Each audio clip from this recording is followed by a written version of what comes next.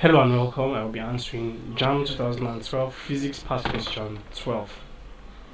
You have a diagram here, and it says the diagram above shows a wooden block just about to slide down an inclined plane whose inclination to the horizontal is alpha.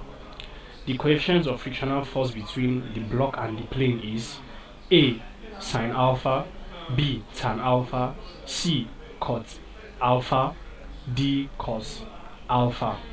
So we're asked to find coefficients of frictional force, which is usually represented by mu, and the formula for that is the frictional force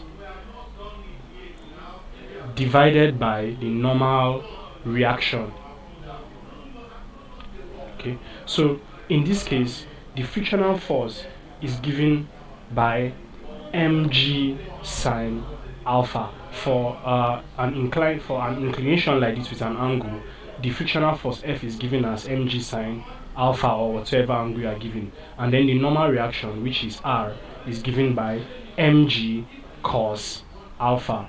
So coefficient of the frictional force is equal to mg sine alpha divided by mg cos alpha. So mg will cancel mg, and sine over cos is equal to tan. So the coefficient of friction is tan alpha. Tan alpha is B, which is the answer to this question.